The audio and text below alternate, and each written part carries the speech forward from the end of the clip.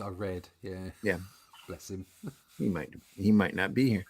Come on in, everybody. We see you out there. We're starting late. We know we are. Come on in. We see you. It's all good. We got lots to do this morning. Gonna have a busy day. Oh yeah. Let me fix my I've been talking for 10 minutes, then just as I was about to swear, that little square went red. Yeah. Expletives. Yeah. Beep beep. Just I'll turn my mic off and get all of them out of this. Like... I think you're still safe to swear on this program. Just don't do it a lot. There you go. There you go.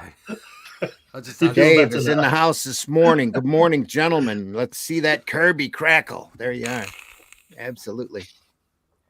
Well, I figure we've done so many multiple part stories here on or episodes here on Comics by Night. I got a small book. Yeah, that yeah, we can go over. That's fun. Yeah. Just doing one episode, and after that, I'm not sure where we're going. So, and sometime real soon we'll start new guides, and that'll be at least 6 issues or 6 episodes. So. I just said to Randy before he came on that he's doing this Kirby book as a palate cleanser, as he put it, because of all these long episodes we're doing, and so he picks the guy who we could talk about for the rest of our lives. Yeah, shut up. This is constant. Not like Steranko or something who did 3 pages, you know. We spent what three episodes on Steranko? I know. Yeah. Kirby, we could do whole shows dedicated to Kirby.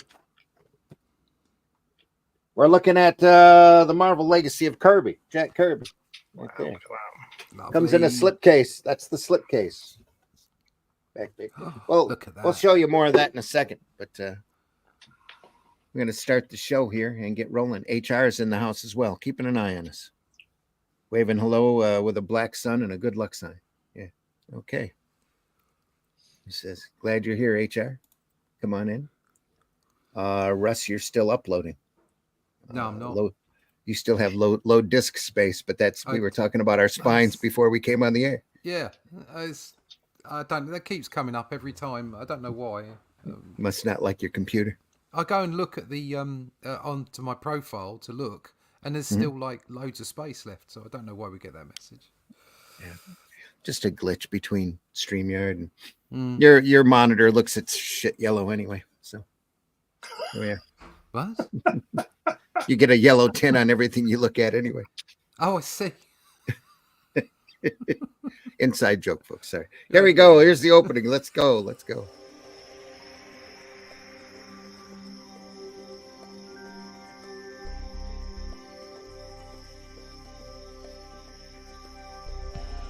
What was that? This is not a charade. We need total concentration. Now, once again, this time, with the...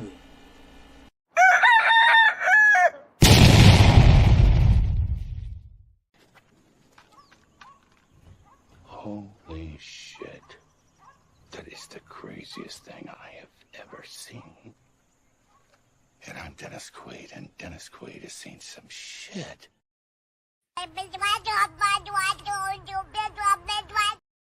Just to get that out of the way. Come on in, everybody. I'm your host, Randy Zimmerman. I have been editor-in-chief of Arrow Comics the last couple of years. We're a group of collective creators that do our own books and help promote everybody else in the company, and a way of cross-promoting and showing off the great, good stuff that we do. So if you want to see more of that material, go over to arrowcomics.store, where there's a lot of stuff over there ready to be shipped to your door. arrowcomics.store, folks. Go over there and take a look. Also joining me this morning is Mr. Glenn Fleming. Glenn, introduce yourself. Hi, everybody. My name is Glenn Fleming. I'm a writer, artist, and publisher. I've been doing this for 50 years now, way too long. If you go to New Haven Publishing, you'll be able to pick up my book, which is details my visits to see the late, great Jack Kirby at his home. If you go to Fund My Comic, you'll be able to pick up this book, which is my character Hatch, a cartoon character, which is this is the annotated book which tells you where he came from, and got all pencil work in here and all kinds of stuff, unpublished work. If you go to Amazon, you'll be able to pick up my Comics Limited magazine, which is a magazine about comics, surprisingly. And you'll also be able to pick up my, I think it's 10 or 11 books I've published over the years, science fiction, travel books, football books, adult humor, children's books, all kinds of things. Just put my name in Google and I'm sure you'll come up with something. It's interesting that you've lost count. Yeah, yeah. Yeah. Yeah. Also joining us this morning is Mr. Russ Leach. Russ, introduce yourself. Hello, my name is Russ Leach. I am a comic book artist from the UK, currently working with Arrow Comics. I've been with Marvel and DC, Panini, Marcosia, Warner Brothers, BBC, all kinds of stuff. Done all kinds of things, but I'm really focusing on indie work now. The stuff that I do with Arrow, that's the most important thing. We've just done a great book by Robert E. Howard that Randy adapted, the Shadow Kingdom, which is now going to be printed in Portuguese as well. So we're really pleased about where that's going. You should be receiving copies soon if you're in the States or Canada. It's going off to print very, very shortly. In the UK and Europe, you may already have your copies. But we're going to be doing some more. We've got more stuff to do. I've just received the breakdowns for where we're going with the Atlantean, which is the further adventures of Cull and Brawl as they hunt down the Lizard Man menace. So you want to find out more about that, more about my work, more about what I do, you can go to russleach.com. Please sign up for the email list there. It's really easy. Sign up to the YouTube channel as well, whatever you can. The social medias, all there. All the links are there. The email list, sign up is there. russleach.com. russleach.com, folks. Oh, So much more coming. don't drop that, whoop, Glenn. Whoop. Glenn dropped something. There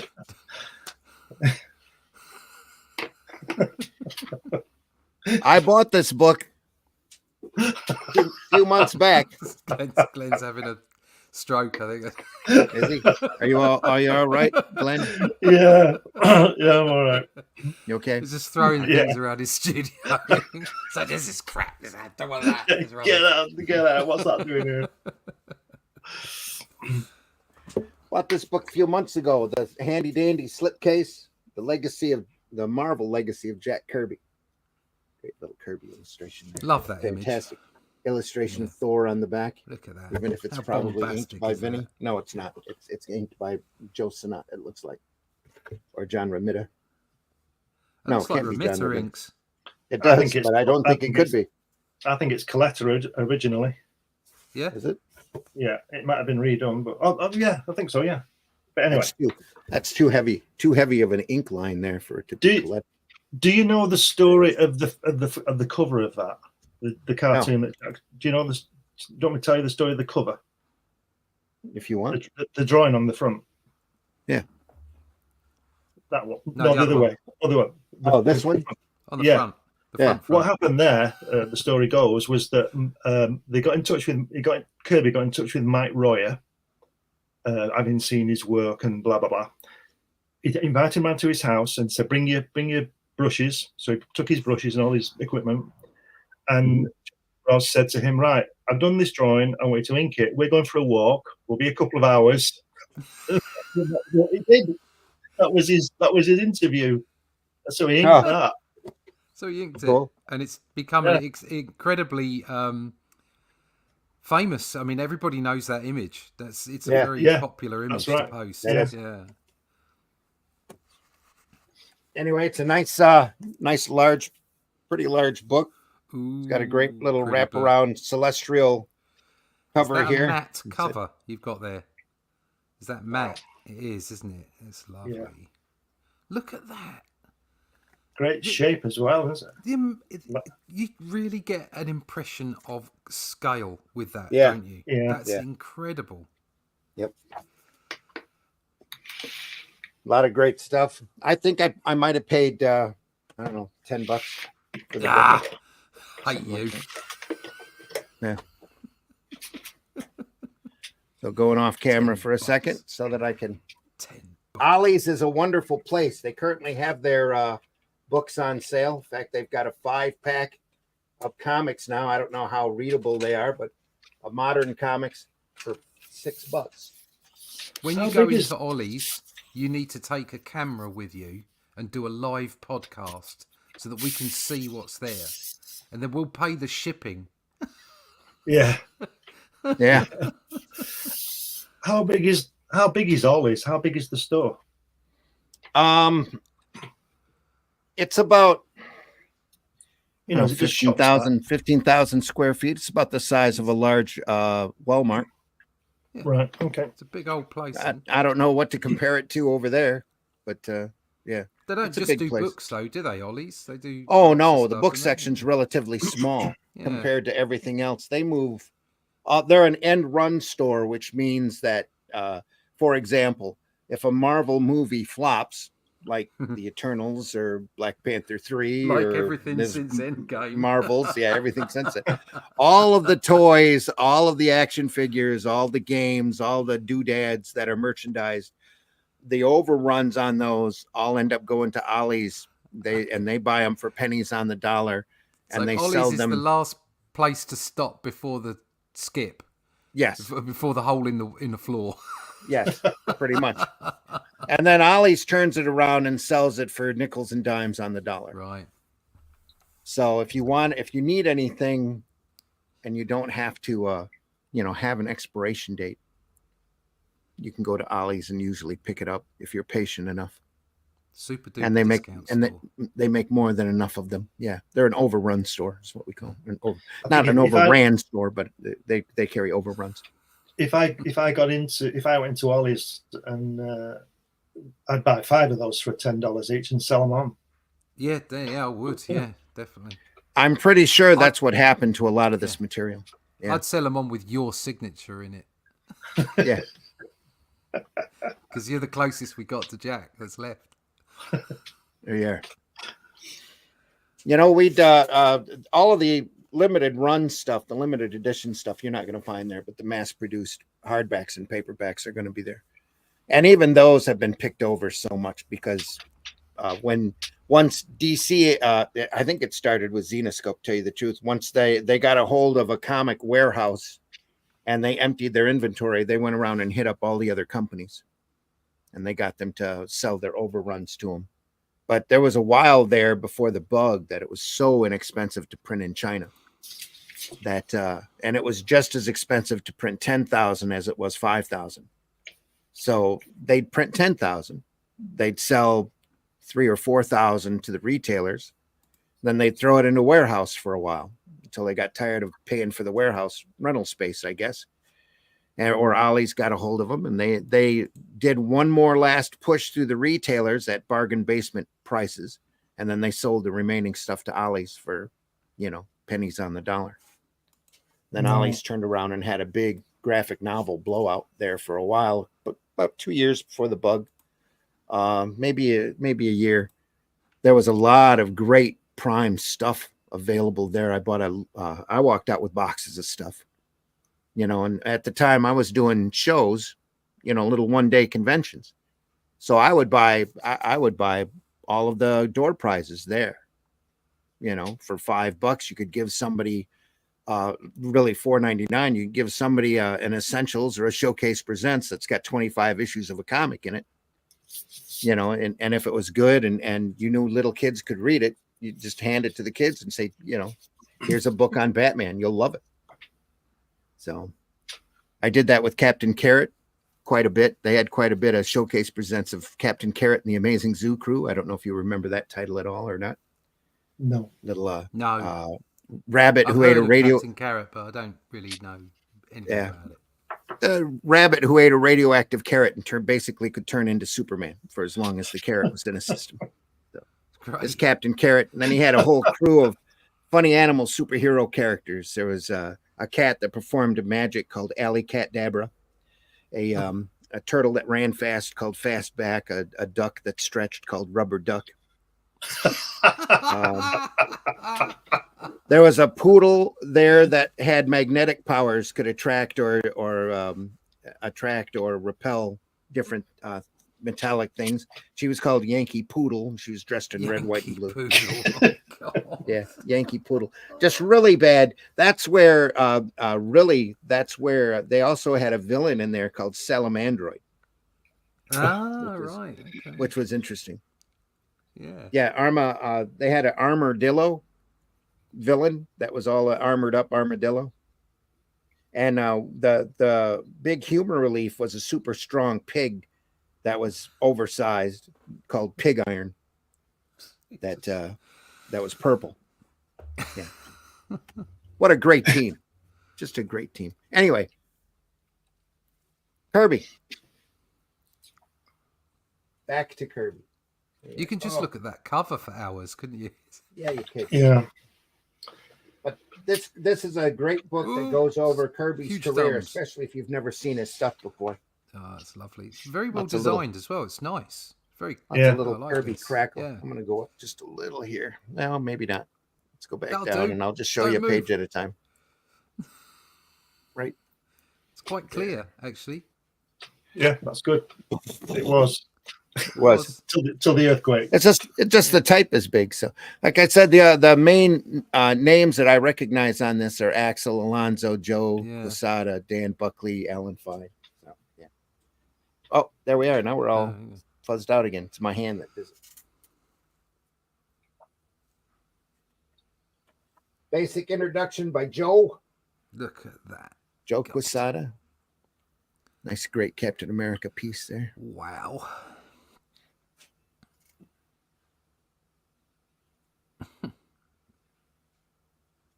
Inks by D. Bruce Berry. The Kill Derby, Captain America number 196. Look at that hand. Look at his hand on the guy's face. Just Yeah. oversized, ridiculous. It's great. No, on the left, Cap's hand is a red glove. So, yeah. Right there. Yeah. So I was cool. looking at him smacking his shield into Yeah. the sky. Yeah. And the bits, there's so much energy in there. I mean, they're all packed together. There's not a lot of movement because they're all packed together, and yet there's so much going on. It's just great. Yeah. This Yeah. is why I always say that scene in the elevator in the film is so good. Yeah. That's Mhm. pure Kirby, that. And then when he Pure jumps Kirby, out, yeah. he spreads his arms and his legs like that Kirby. I think it's Yeah, on the yeah. Avengers cover. I'm not sure. Yeah. You know, that little sequence is pure Kirby. And he goes, I mean, how far down is that floor that it hits? It's about Yeah. 300 feet, isn't it? And he One lands of on the his s- shield. Yeah. One of the Mhm. single best scenes in the entire MCU, in my view. Oh, yeah. Yeah, without a doubt. Absolutely brilliant. So the way he takes them all out, and it shows, it kind of shows that he's got the strength of 10 men, but he's not like Superman. That's right, yeah. So and that's why the character was so great. It's like, Yeah. yes, he's super. Yes, he's he's got these abilities and what have you, but he's not completely invulnerable. He's got to just a work man, it, hasn't he? Yeah, he's got to work at it. Yeah, even there was even that scene. I can't remember which one it was in. I think it might have been Civil War, where he went up against just a well-trained soldier. And the well-trained soldier was able to sort of catch him in a few places. And eventually he kicked the crap out of him, as you would expect. But there were a few moments where that well-trained soldier, who was just the strength of a normal man, was taking him on and kind of getting the better of him. And it's those elements that make heroes really, really enticing. They make them interesting. You know?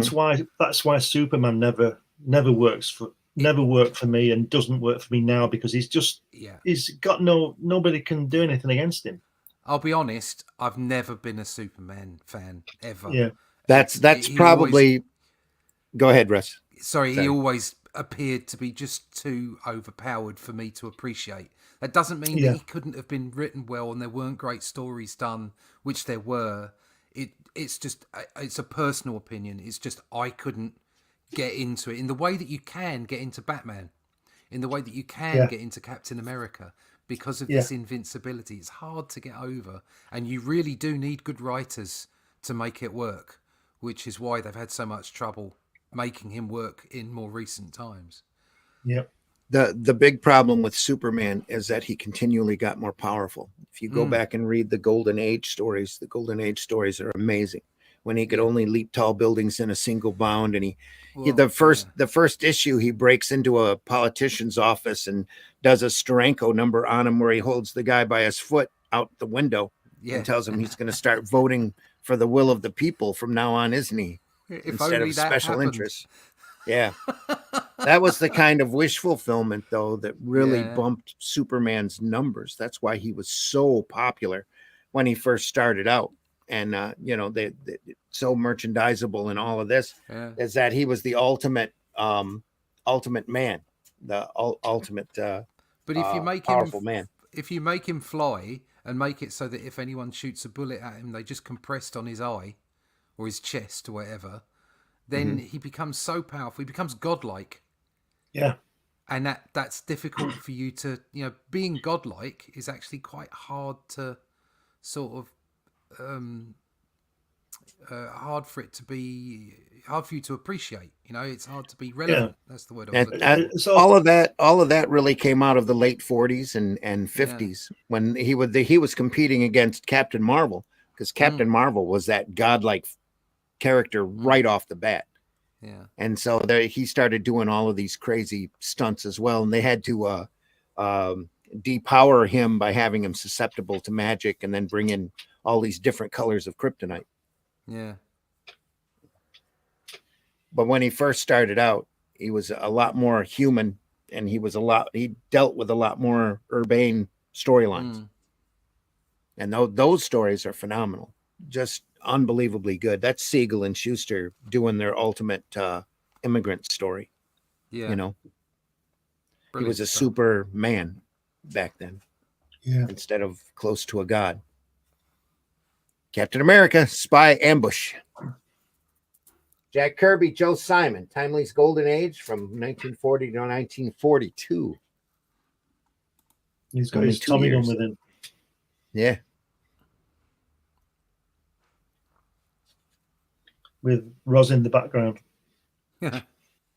I was watching a thing about Kirby, and he was talking about Big Barda, saying in his typical voice, he goes, I'm a short guy, I like big girls.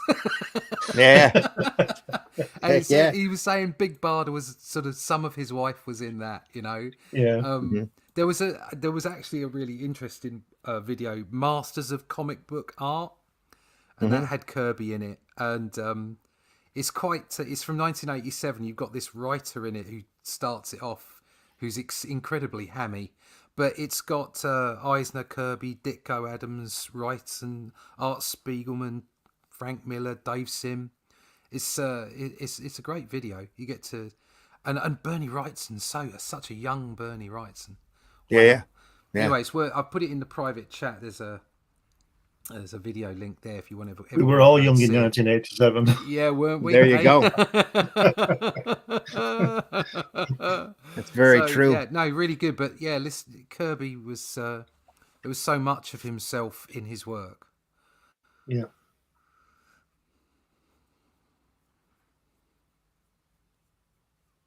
Hitting that go. Look at that. What a great moustache. It was great that Kirby realised that the war was coming, and when he and Joe Simon came up with Captain America, they needed a villain, and they already had one. They said in Europe, and there he is getting slugged. Yeah, well, yeah, villains in Europe, they're everywhere. Well, he was the big one, wasn't he? Yeah, I mean, it was for Captain America. First off, you had Hitler and the Nazis, and then of course you had the communists afterwards. It was fertile soil for he had a great fantastic time. Stories, yeah. I posted and then, that of course, YouTube link in the chat, folks. Once they'd been defeated, you could then make it into Hydra and the Red Skull, and still have those Nazis there, and then the communists were AIM, weren't they? So it's like, wow, such fertile stuff from the real world into these amazing stories. Mm-hmm.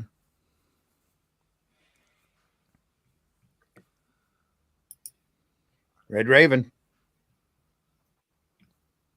I'm not aware of Red Raven. Example No. of storytelling. Yeah, he No, could that fly. existed. Yeah. Wow. I think a lot of these things only lasted maybe 1 or 2 issues, didn't they? Yeah, There was like testing the water, weren't they? You know, yeah, they he was get doing the the rounds. get the sales in, and then Yeah. do that one because that sold The sold well. fiery You know? mask. The Fiery Mask, whose sole superpower is that his mask was on fire. Look at that kid! Look at that kid's head. Looks like that's little Modoc, isn't it? Before he grew up. Did you ever watch the science fiction series V? Oh yeah. Oh Do yeah, you yeah. remember, Yeah, do you remember that when kid, the lizard yeah. baby was born? Yeah. That's the lizard baby. Didn't the girl go to take it like a mother would, and then its tongue came out? Yeah, it went. Yeah. And then it ended up being this pretty little 5-year-old girl. It's like, what? Well, there were two. There was 2 of them, wasn't there? There was 2 because they put one of them to. It sort of died, didn't it? They just put it. They left it alone. It died. And Yeah, the then deviant one. Yeah. Yeah, and then The the girl had the tongue as well. You know. Yeah. See that guy on the previous page? Has he broken his neck? The guy was in bed. Has he broken his neck? I think no, in the bed. Yeah. Although his Adam's apple seems to have done something quite wild on the next.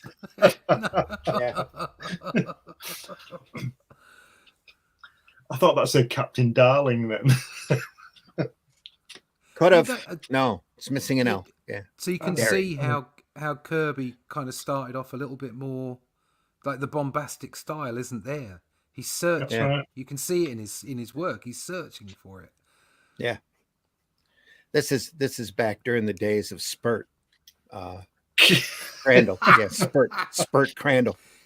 If you've not seen our recent programming, you should Yeah. go check out Sunday Last- Funnies where we had Spurt. Looked at the first issue of Planet Comics. It's great. We're looking at the second one next there this Sunday. So, yeah. Captain Daring.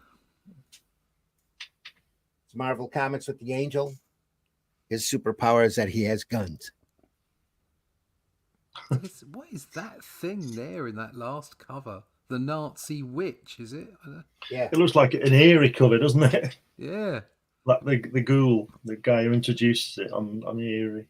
I'll tell you what, there's a lot of bondage in those days, wasn't there? Wonder Woman was always up. Yeah, Wonder Woman was always wrapped up in those ropes and everything, wasn't she, early on? Like that cat. Yeah, she didn't come around until 42, 43, 42, I think, right before the war broke out. Look at that. The war broke out in 39, Randy. Well, yeah, over there it did. Over here. Yeah, like got the involved Americans in didn't 42. bother joining until 42. When No, when they in saw fact, we- there was a very big separatist movement going on at that point. Roosevelt had to really work in order to get us into the war, literally. Well, you can't. He in all fairness, stopped all you the can't- oil from going to China. And In all fairness, you or can't to kind Japan, of I blame. mean. You can't kind of blame the American people if it's all kicking off in Europe. You Yeah. know, America is on the other side of the planet. It's like, do we fight or do we do a deal? You know, I can understand that. It's just Well, they that couldn't, could they? obviously- Because the Japanese invaded Pearl Well, that's Harbor. That's what kicked it off. And they, That's what. and they were on the side of the Germans, so they couldn't. Yeah. No, but what I'm saying is Yeah. up until that point, they were, you know, they were kind of sitting on the fence. Yeah, well, It's this only sort of the way once that- the Japanese jumped in that it swayed the decision. Really, the Americans saw an opportunity to become an empire, didn't they? Because war makes a lot of money, so they didn't want to sit there and let everybody else do all that stuff. yeah, it's like today. Anyway, yeah, that's a special relationship. yes, We got prompted into the war because Roosevelt cut off the oil supply to Japan, pissed Japan off. They bombed Pearl Harbor, so we got into the war. Yeah, But in the meantime, and Roosevelt saw it coming too, because he had started back during the Depression era. He also saw it as a way of getting us out of a major economic depression. There's a lot of That's what money I mean. in weapons. there's a lot of money in Yeah. war. Yeah. Yeah. Funny that. But isn't at it? that, yeah. at the late 30s, just as Hitler was invading Poland, Roosevelt started the Conservation Corps over here, and they took all of these kids that didn't have anything to do and basically almost put them in a paramilitary service and had them run around the country, like building roads, planting trees, doing all this rigorous outdoor activity. And he just about had a fighting force together before we even entered the war, because these kids were out there. You know, all of our national park systems, a lot of our highway system was built up during that period, all using pretty much young, older teen and young 20s labor. Good luck with that nowadays. You'd be lucky to get them to walk to McDonald's. Yeah. I'm a firm believer that we need to bring that back because of our decaying infrastructure. Anyway, Daring Comics. This is the Defender here, by the way. His superpower was that he had striped pants. I'm going to say Uncle Sam pants. Yeah, I have that power sometimes. Oh, More Hitler's there again. Oh, sad Hitler. Oh, not you again. You've already punched me in the face, you bully. If that was in the Beano, he'd be saying "Gott in Himmel." He probably did say that quite often here and there. On these comics. Of course, classic page from Captain America. Yeah. Captain America 1.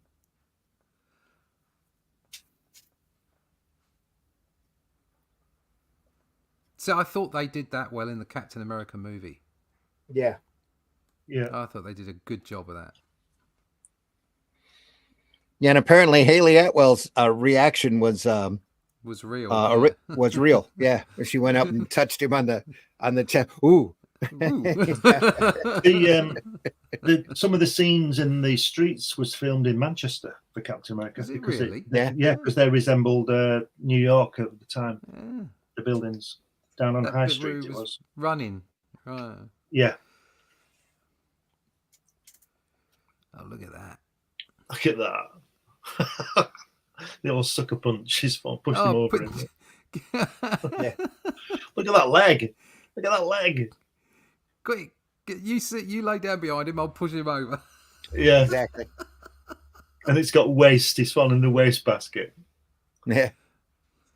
It's very naive, isn't it? Yeah. Considering what Jack was going to go through in about 2 years. Yeah. Still, once again, just looking at the style, just how long the limbs are. Yeah. Except for the arm here behind the shield. So. Yeah. He's got a real stretched out style here, the way that he's drawing. You can see him sort of slowly working towards, with the action, with that particular frame, with the action and everything, you see him slowly working towards his final style. I think some of that might have been Joe Simon layouts, you know. Yeah. It could be the reason it was long to start with, because he does, like you say, he is finding his way. And he's, and as you know, Jack was about 5'6", I think. So he's a smaller, stocky guy, and then that's how all these people turned out, didn't they? They all went stocky and muscular. It's nice. The Red Skull. That's a horrible hand, isn't it? Yeah. How do those fingers bend like that? I'll tell you what they do in these old comics from the 40s. I've noticed, like that Red Skull there, where he's playing that flute or whatever he's doing. They cram a lot into the splash page. It really is exciting. Yeah. There's a lot of lettering. There's the logos. There's a lot of color. There's a lot of action. A lot of characters in there. Whereas now they just stand there looking gorgeous. You know, look at me. Yeah. You know, it's just fantastic. I think sometimes I wonder if it's just that the naivety is gone now. Yeah. There is no naivety in any of it anymore, and because of that, the excitement's gone out of it. You know, Rex says, "Good morning, good morning, Rex. You're welcome in. Rex. You know where the link is. You're welcome in anytime, Rex. You can always be late. It's fine.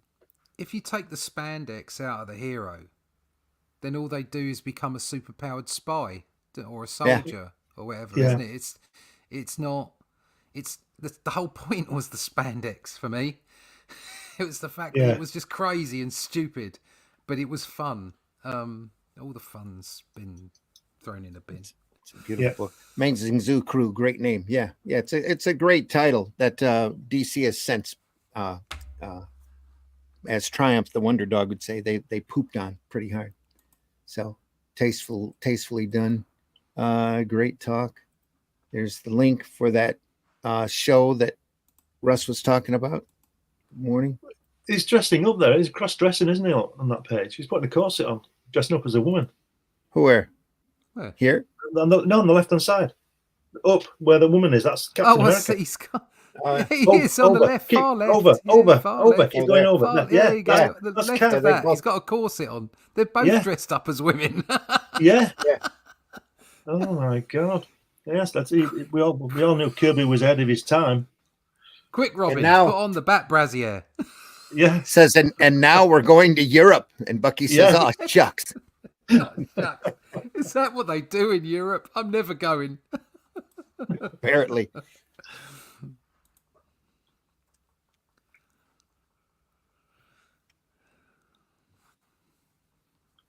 Traitor's Revenge. Thwack.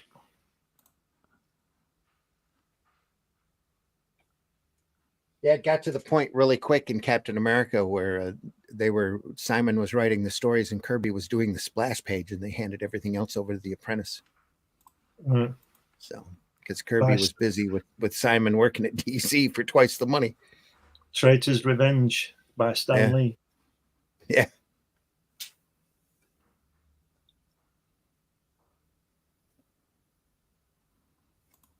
Wow. It's the Hurricane. He could run fast, and he was shirtless. And trouserless. He was basically just running around in a pair of white fronts and his boots. Yeah. Matching blue. Matching white fronts and boots. Oh, look at that guy there in the red. It's a Skrull, isn't he? A Skrull, I mean. Weird, yeah. He's a Skrull, isn't he? He's a devil. A devil. He's a devil. Look at that bottom right where he's cracked him in the face and you can see from behind. That is naive. That is fine. Spank. That's not a spank. Has he got like little wings on his head as well? He's got like little sort of an 80s kind of. Yeah. Yeah. Yeah, he's got a headband on with wings. Really, he should have leg warmers on. Yeah. He's the master of speed. Well, you've got to be when you're half naked. You don't want people to see you. Yeah, the police are after you all the time, aren't they? You've got to move. Booger there. Is he running? Look. Is he running faster than the plane? Already took a picture. What? Is he running faster than the plane, or has he missed the plane and he's trying to catch you? Stop! Surely someone that fast should never miss a plane.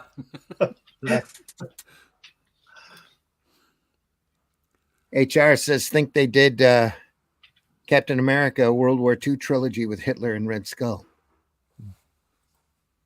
Film. That would have been nice to have seen. Yeah, would have been. Yeah.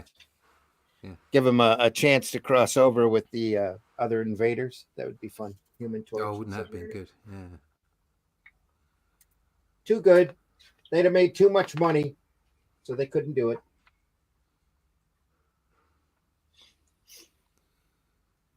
There's a 2-page spread here. Look at that. That's a nice shot looking down, isn't it? Yeah. And the Hangman. Yeah. It's like I said, there's a lot going on. There's a lot of words. There's a lot of logos. There's a lot of action. A lot of like the guy hanging behind the question mark. Yeah, we wouldn't get that anymore, would you? Okay. It's exciting. Yeah. Yeah. It's just visually exciting. So it's like it makes you want to read it. Captain America #6, interior page, a strange case of Captain America and the Hangman. Who killed Victor Vardoff? Well, the Hangman. Apparently. By the looks of it. This is a wild guess. I mean, I'm not a detective or anything. Both Kirby and Simon are accredited with the script. with Kirby inking and Simon or Kirby penciling, Simon inking. Interesting. And here we have the awesome secret of the Dragon of Death. It's actually a He's submarine. leaning out of his eye. Look at that. It's Yeah, like looking at his eye. leaning. So wandering around in a big dragon, you lean out of the dragon's eye and shout over to the girls, "All right, love." Yeah. He must be lying down though, mustn't he? Otherwise he'd be in its mouth as yeah. well. Else his feet will be coming out. Yeah. I love the cutaway as well. That's great. Yeah, isn't that? It looks like a Magic. 60s Yeah. shield I think cutaway there. I think it's too precise the credits, Kirby penciling and Joe Simon inking, because I'll drop something here. Kirby told me that what they used to do was pass the pages between each other. So when Joe had finished inking, if Jack thought some lines needed thickening up, he'd go over them and thicken it up. And if Joe wanted to change a face, he would change the face. So they're both doing both Mm. a lot of the time. This credits on this is Kirby doing the pencils and Al Avison inks with Sid Shore and George Klein Wow. Well, those from will August be 1941. those will be the assistants, won't they? Then. Yeah.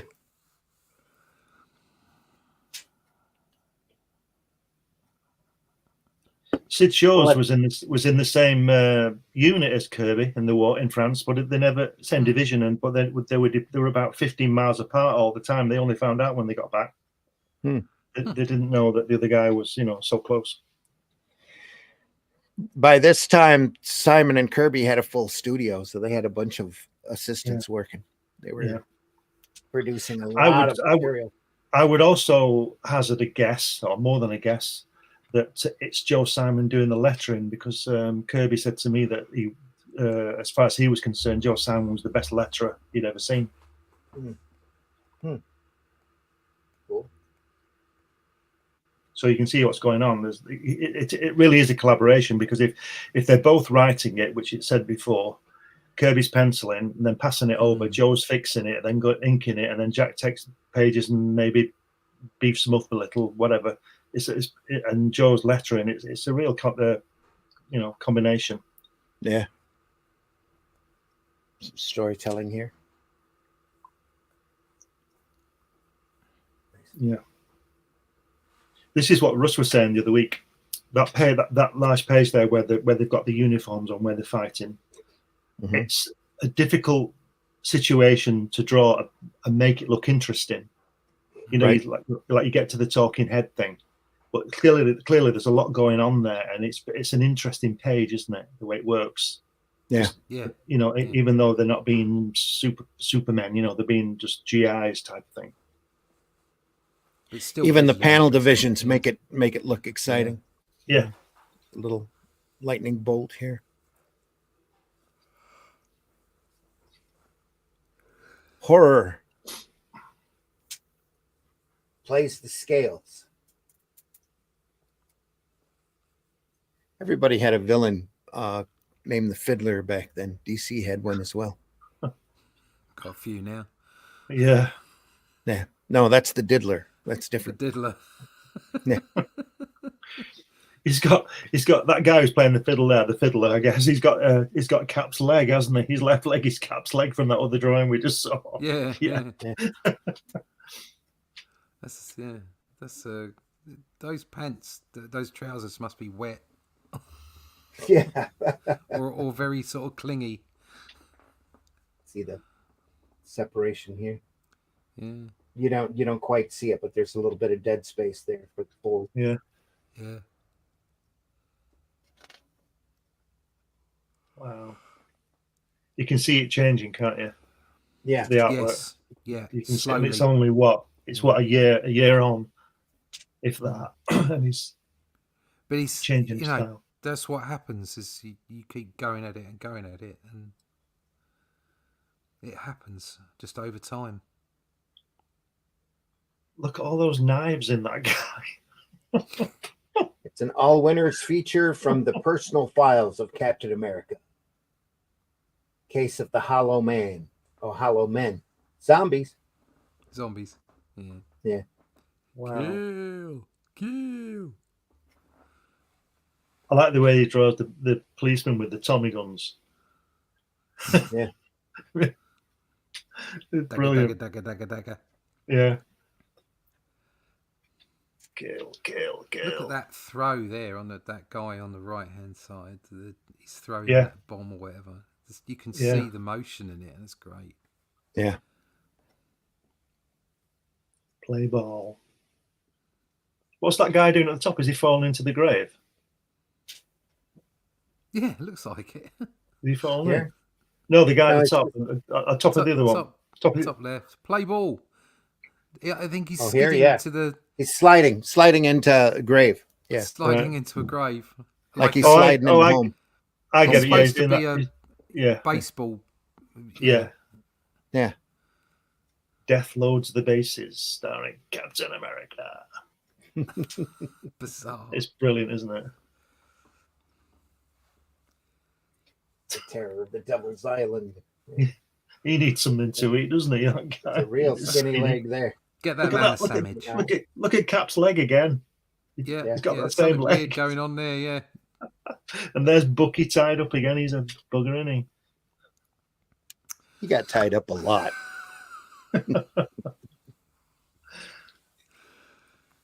That shield's mighty flat too. Yeah, it is, and yeah. small as well. Cap saying, But "You've it's tied now him up round. again." It's Yeah. now round. Yeah, So. Yeah. he's saying, "You've tied Bucky up again," and he goes, "I know." What else are you gonna do? We're just going to get Wonder Woman down here. It's what you do with your sidekick, I guess. Yeah. The Vision. Wow, look at that! Look at that explosion there. Right, so Fantastic, isn't it? that's the Vision. Is that the Vision before the Vision? Yes, Yeah, that's the Golden Age Vision. Yeah. And that's it isn't the real same Vision, is it? No, No, it's not. No, it's They just weird how pinched it's his name. reminiscent though. it does look like him, yeah, but it's a Yeah. different character. It's different, and yet it is reminiscent. Like the look at the collar. Yeah, well, Thomas was a big Golden Age fan. So Right. when he took over the writing on the Avengers and created the Vision, that's what he went back to, was this stuff. Right. Okay. Look at that, November 1940. That the Vision. That's even. Is that before Captain America? No, it's about the same time. Marvel Mystery Comics number 13, Right. Interior of the Vision. And here's some more splash pages here. Look at that. You could see that style coming. It's getting stronger, isn't it? Oh Yeah. yeah, all the time. Yeah. Still got the skinny leg here though. Yeah. Yeah. Skinny legs are still in there. Yeah. I'm pretty sure the Vision was only a guy in a costume at this point. He wasn't an android or couldn't phase through walls or anything like that. Right. It's just your typical masked adventurer of the day. Evolution from the pulp mystery men, really. Right.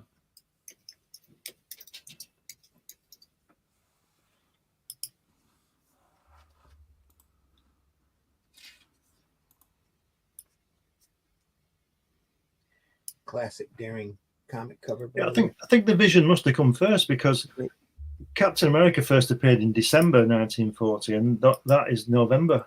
Yeah, they Vision. probably drew that before. Yeah. I mean, that had been drawn at the same time. You know, depends when they put it out, but it's Mhm. that one. The Vision came out a month before Cap. Well, this was a story in Marvel Mystery Comics. Marvel Mystery was running monthly at that point because Marvel Comics #1, the one that's got Human Torch breaking out of the vault, they had to go Right. back for 2 or 3 print runs on that in order to satisfy demands. It sold out so fast. So if you They were think really- that these were produced, what, 6 months before, 3 months, 4 months before publication? Probably 3 to 6 months before. And You've got- the cover date on these are 3 months ahead too, so that Oh, they'll that's- sit on the shelf for at least 3 months. So that means that Kirby was 22 when he co-created Captain America, Yeah. because it was published in December 40. He's 23 in August 40. So if you probably drew it before that, so he's 22, 23. Yeah, And probably Joe, right there. And Joe Yeah. Simon would be about 26 then. He was a couple of years older than Jack. Because keep in mind, everything here transpired over the mail system, so it took days, Yeah, sometimes weeks to get to the printer. The printer is in. I'm pretty sure the printer at this point is down in the Midwest somewhere. Wow. Where Illinois, Sparta, Illinois, I think was the place that was the main hub for comic printing for the longest time. There's Daring and Young Allies. Another great cover. There's one of them legs again on Daring Comics.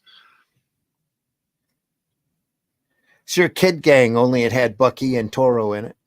Yeah. Toro being Human Torch's sidekick. You had the smart one. You had the roughneck one. You had the fat one. Then you had your humor relief, which is usually the token black character. And Bucky's whacking him against Hitler there. Look at that. Yeah, knocking him back. It's brilliant. Some great covers during this time. A lot of real phenomenal Alex Schomburg work that few people realize how great that was. You don't hear that name very often anymore. I was going to, on that just before you turn, that Daring Mystery Comics there, I was just looking at the line work and thinking that's really, really nice and fine. And then I looked down and not a surprise, Sid Shaw's inked it. Is it? Young Allies cover art. Oh no, I'm wrong. Cover art, Jack Kirby. Daring Mystery. No, I got it wrong. It looks finer. But if that's cover, that's pencil and inks then by Kirby, that Daring cover. That's what it says, yeah. That's publishing date was January of 42. Yep. It's just fantastic, isn't it? Here? I don't know. And others. No, it doesn't say who it is. She's dressed like Spitfire from the Invaders. I know that's Blue Diamond. That's Captain Victory, I think. Citizen V. Captain that is. Victory. That's the Finn. The Thunderer. That's got to be Captain Daring then. Yeah, it's definitely a finer line, isn't it? Yeah, it's very nice, isn't it? It's getting his mojo going. It's just a really, really classic cover. There's an Action Comics that's got the action characters running at you like that. Is Bucky saving dwarves there? Here? No, that's the other Young Allies. That's a little kid game. Right, okay. Yeah. They just look like the 58, but they're actually 11. Right. Yeah. What's the guy? Has he got a German helmet on the guy with is it blue hair or something at the back? Firing his gun. It's a helmet. It's a helmet. He's shooting a gun at the Human Torch, I think. Oh dear. And they're your typical stereotype of the day. The black kid looks like a monkey here. Yeah. Yeah. Horrible. They didn't stay looking like that for long. Yeah, Onward. We're getting Monsters some real and stuff Cowboy. now. Atlas Comics 56 to 63. So between 42 and 56, he was working for DC, huh? And he also, not all the time, because he did his romance comics. He published those, didn't he? Yeah, but he was all over the place, but he wasn't at Marvel. He wasn't Timely then, wasn't it? He wasn't Timely, there, no. yeah. He was not at Marvel, yeah. Timely Atlas, yeah. Yeah. Then he went over there to draw giant monster books. Yeah. I mean, look at that team there. Monsterosa. Right? Yeah. Kirby, Ditko, and Ayers. Yeah. Do you know what I mean? What a team to have working for you. I've got a couple of omnibuses with monster stories in it. We'll take a look at one of these days. Yeah. The whole first volume, and they're thick. I mean, those omnibuses are super, super thick. The whole first volume is practically all Kirby and Ayers, and the second volume is practically all Ditko. Some great stuff in it. Stan Lee and Martin Goodman must have thought they died and gone to heaven when they had those guys on board. No, actually, at the time, I think they were just looking at him as cogs. Just another worker, just another story. Stan was the one who had sympathy for him and kept him working. Martin was just, from what I understand, was cold and just money hungry. That's the main reason they printed comics, was they were making money at it. So Goodman was got more concerned with the magazine publishing and left all the comic publishing to Lee during this period. Right. That's a typical face of that guy with the orange top on, isn't it? That mouth, typical Kirby.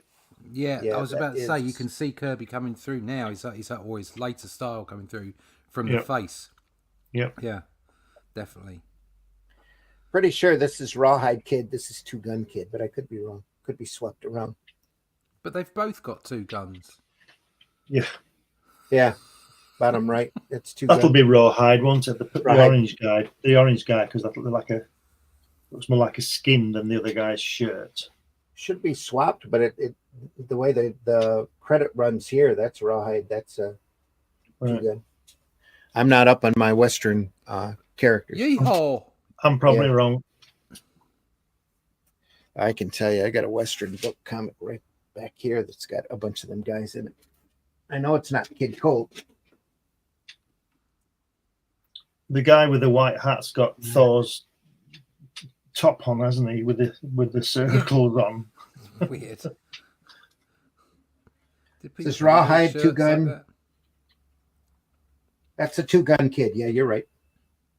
What I love about the Western No, comics. that is Rawhide. That's Rawhide. That's Two Gun Kid. What I like about the Western comics is that they're effectively, the research for so much of it, especially visually, was just 50s Westerns.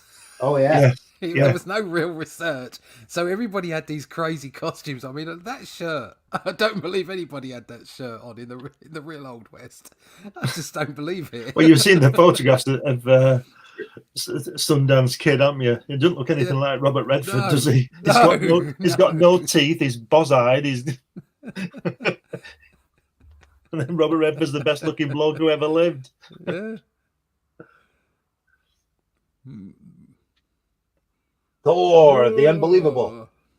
Groot. They just have fantastic titles like Titan, the amphibian from Atlantis, and then Groot, the monster from Planet X. They're like 50s films, aren't they? 50s science fiction films.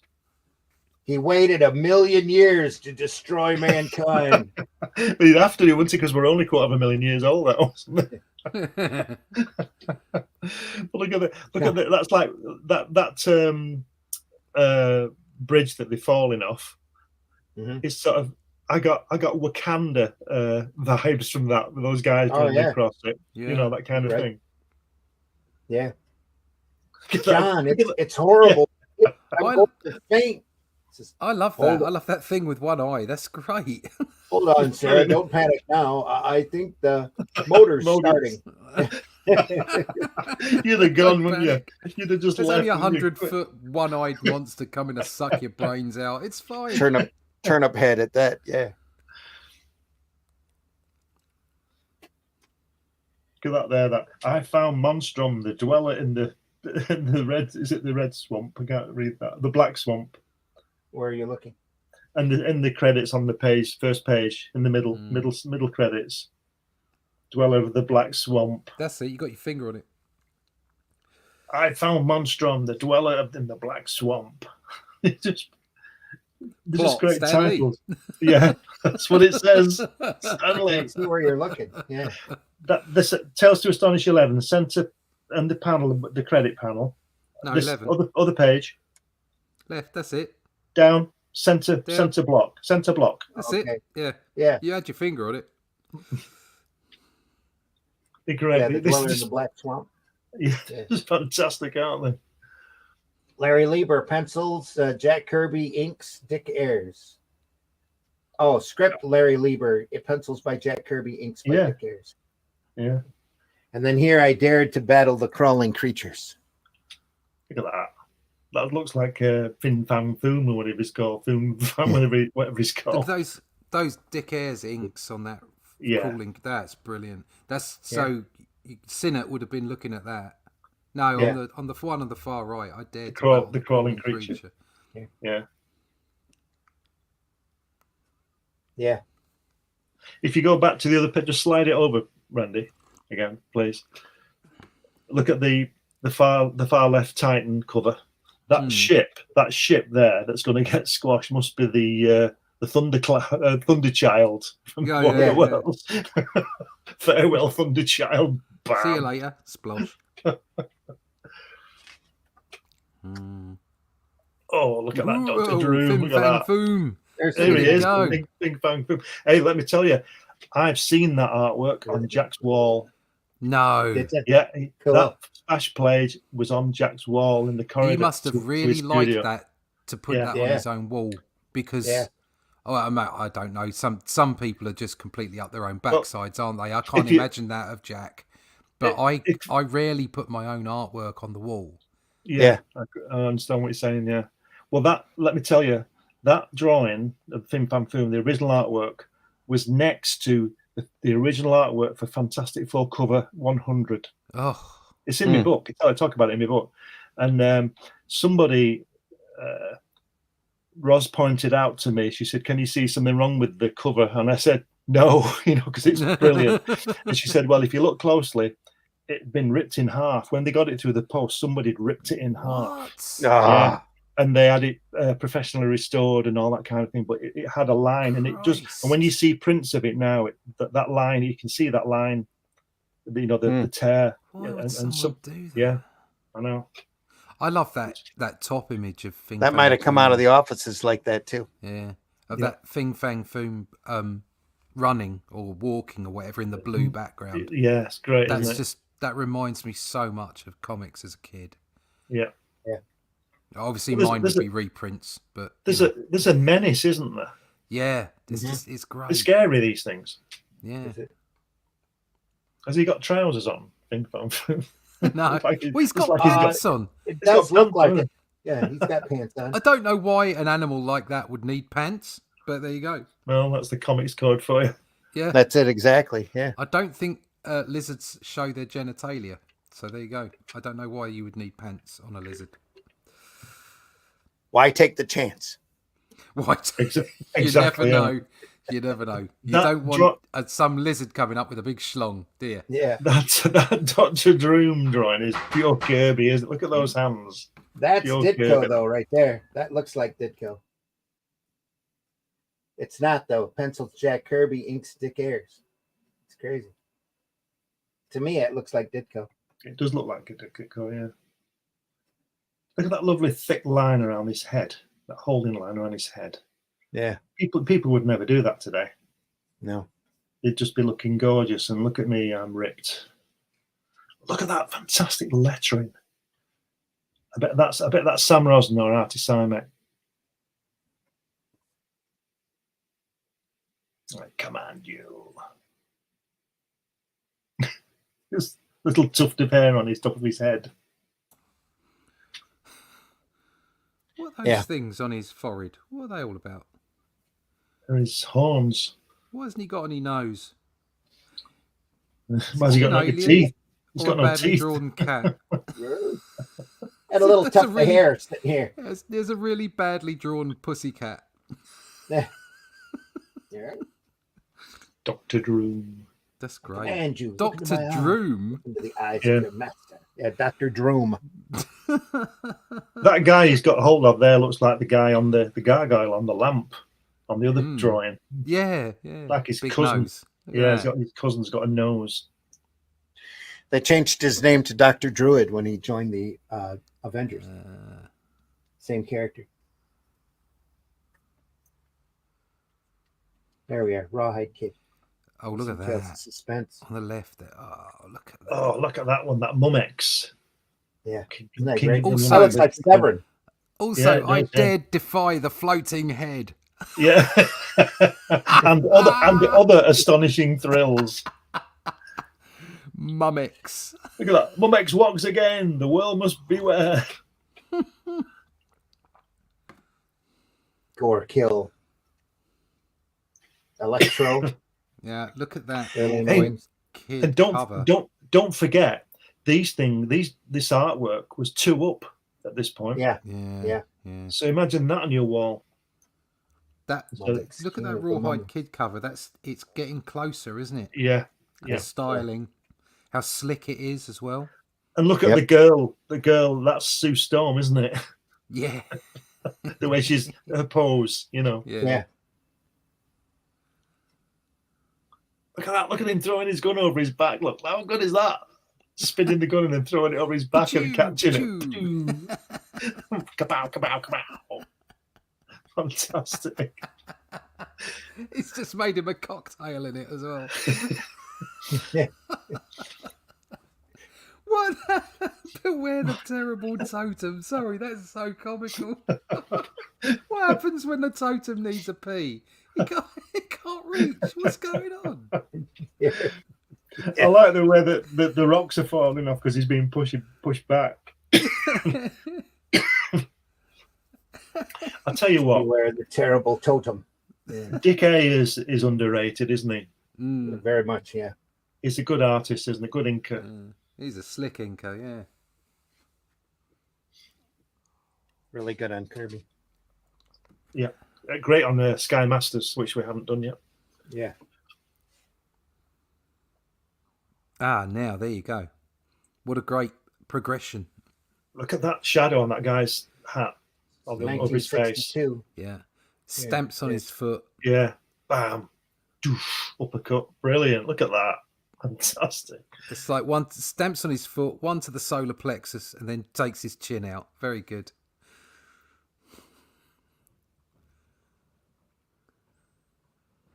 It makes me wonder whether Jack actually did that to somebody on the street sometime. I'm sure he was capable. Yeah. Why is he upside down? What's going on? Is he just Which guy? Here? down the bottom? No, down. He's upside down. Here. Is Oh, yeah. that a Matrix thing? His pants falling down, the guy's. He's shot his belt. Yeah, it looks like Yeah. he shot his belt. He did. And then he's done some kind of cartwheel so that he can shoot with both hands upside down. And shot the heels off his shoes. Yeah. Where are you running to? I ain't finished. I haven't finished yet. Yeah.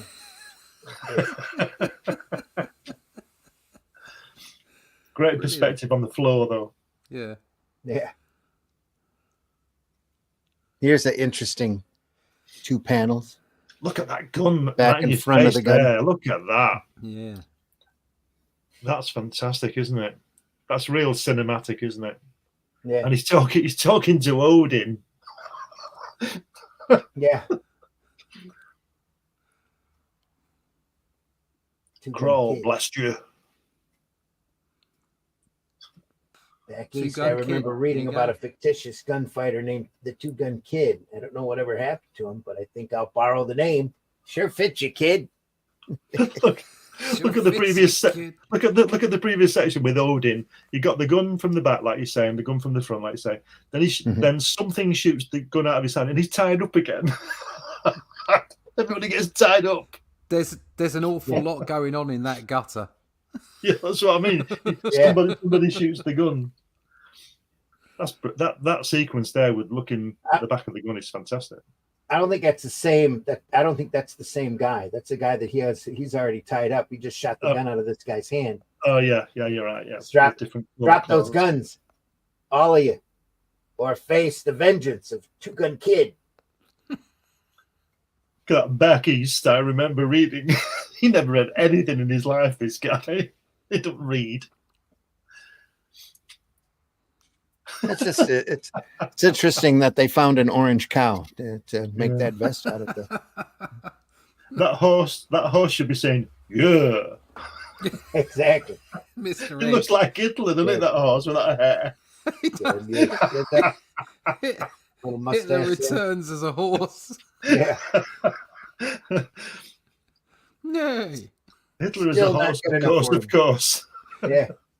Instead of nay, the horse says 9. 9, 9, 9. 9. 9. 9. It's a My couple of covers. law. Look at that. No Gott law in in Lost Mesa. Himmel. No Law in Lost Mesa. Yeah. The Gunman's Gamble. That's Vince inking right there. So that's a bit more of a Kirby pose there as well from the Rawhide Kid. Here. Yeah. Yeah, it's got that. And the guns going off. Very Captain America. Yeah, very much so, yeah. Fingers aren't quite as squared as his later work. But yeah, that's very Captain America there. Yeah. And here, this isn't Vince Colletta. This is inked by Al Hartley. All right. It sure looks like Coletta's inks there. It does, doesn't it? Yeah. Just saying. But those eyes are too far apart. Yes. Here. Yeah. Lois Lane here. Yeah. Yeah. They're definitely too far apart. I wouldn't trust her.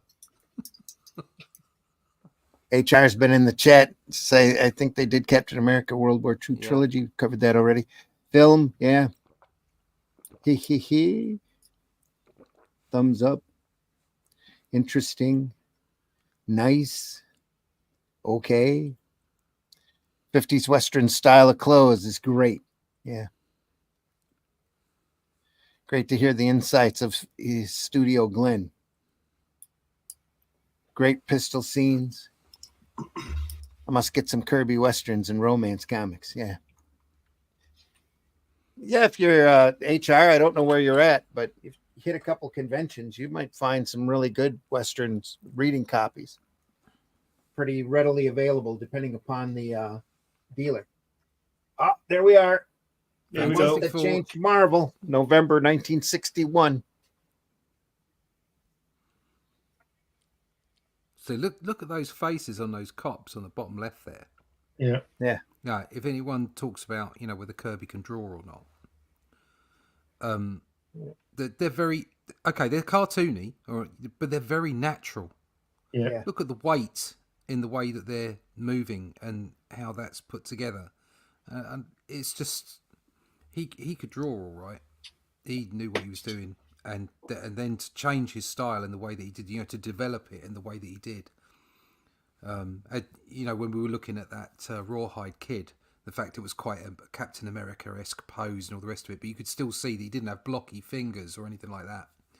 And he made that conscious change to create this style for himself. It's just, first off, it's extremely brave, I think, because as an artist, you're kind of tempted all the time to try and make things look real.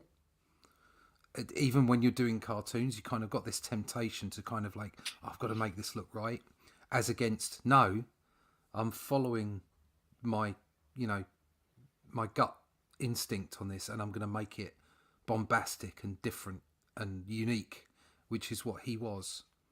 I mean, nobody, I don't think anybody's ever matched Kirby for the sheer uniqueness of himself. Do you know what I mean? Mm-hmm. Yeah. He's a one of a kind. Even when people try to copy him, you can see they're copying him. Yeah. They never get anywhere close to what he did. Yeah. Well, we said this a lot on these programs because you're dead right, but it's the same with Steve Ditko and a lot of those Silver Age artists. They're so unique, but when you look at a book now, I can never tell who the artist is. They all look the same. No. I always think it's the same person. I always think they must be really busy. Yeah. But we could always tell, and then there's people like us who can tell you who's inked the Kirby page. Mm-hmm. Because we pay attention and we can see the difference between a G. Okoye ink Kirby and a Sinner ink Kirby. I think Kirby stands out. I mean, even from the people that I love John Buscema, obviously. I love Bayern's work and what have you. And they are unique in themselves. And you can see what they've done, how they've stretched things, how they've made it their style so that they're so unique that you can pick them out at 100 feet. Do you know what I mean? Mm-hmm. Yeah. But there's something particular about the way Kirby did what he did that elevates him on that level, that he was just so unique. He was. I think it's hard to describe. Yeah, well, my opinion on that would be that that's because he's a comic book artist, and people like John Buscema to me is an illustrator. That's who true. draws Yeah, comics. I suppose so. Yeah. Who draws Yeah. because he draws the most beautiful women, doesn't he? For a start, Mhm. Kirby's women are a bit off. I think like Ditko's women are awful. I think. But I think the comic, Steve Ditko and Jack Kirby are comic book artists. Comic and John book Buscema is an illustrator to me, like Barry Smith is an illustrator. He's a painter, isn't he? I think for me, the only person who gets even close to kind of doing something like that in the modern era would be Hellboy, Mike Mignola. Yeah. Because Mike Mignola's art is in itself unique. Whenever anybody tries to copy it, it's obvious that they're copying it. The style, I mean. Yeah. And he is, even though he can vary it. So, for instance, if you look at his work on the Batman Gotham by Gaslight, it's not quite the same as how far he pushes it in his own titles, like Hellboy. But still, I think he was something... reaching. He did that. He was intentionally looking to get a specific feel out of Gotham by Gaslight, though. Yeah. But what I mean is his particular singular way of doing things. Right. He's as close as I can kind of get to Kirby in the modern era. Really, those focused. those older individualists, Kirby had a individual style. Mignola has an individual style. Yeah. But like Lee Elias and Toth and all of those guys during that period all had their own unique individual look all the way through all the way through the Bronze Age. Pretty much, you had Aparo and I'm not denying Kurt Swan. I'm not denying that they all had a unique look. What I mean is there is something about Kirby that elevates his uniqueness. Yeah. I don't know what it is. It's intangible. And I think some of it has got to do with what Glenn is saying. He's a comic book artist. He was all about the bombasticness of the way that it got down on the page, and was never lost in the finer points of illustration. Yeah. He was just. It was all about how much energy he could get onto a page. It is the first time I have found it necessary to give the signal. I pray it will be the last. The signal. That's a lot of words in the sky there. Yeah, you just cut it down to a 4. There you are. Yeah. Well, we know who's scripting it or dialogue in it, don't we?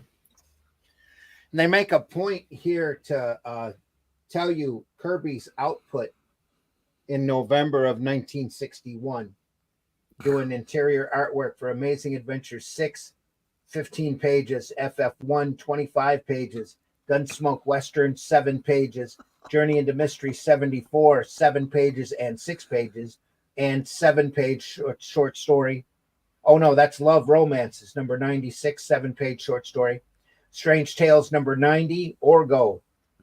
This guy here, 7 pages plus a cover. Tales of Suspense, another 7-page story and a 5-page story. Tales to Astonish, another 6-page story and a 7-page story. And then Teenage Romance, 7 pages and a 5-page story. All credited to 1 month, 1 month's worth of output. And don't forget all those covers as well. And so there's 3. Oh yeah. 6, cover 9. art here for all of them. There's 10 covers there. Yeah. I don't know how many pages that is, but it's a few, isn't it? 1, 2, 3, 4. He must have been the major workhorse of the company at that point. I think he was all the time he was there, wasn't he? Yeah, pretty much. Yeah. I think the unique thing about Kirby is not only his style, but it's his output, because how good his ideas were. I don't think anyone matched that ever. No. I never Probably will. Never will. Yeah, and if you need any more proof, don't forget when people like John Severin were coming back in, they were working over Kirby's layouts. Yeah. In Strange Tales, in Shield, and all that kind of thing. And then I'm not sure about this, but I know he drew the first 12 X-Men. He seemed to draw the first year's worth, didn't he, of books? And then he would do layouts when Werner Roth came in and people like that, and then they would be giving it them on, and then they wondered why the sales went down because they weren't as good at ideas as Kirby was. Yeah. But he couldn't do everything, so he just did everything. It's great. That's brilliant, isn't it? Yeah. Love it. Creature in the Black Bog. This little guy. Hello.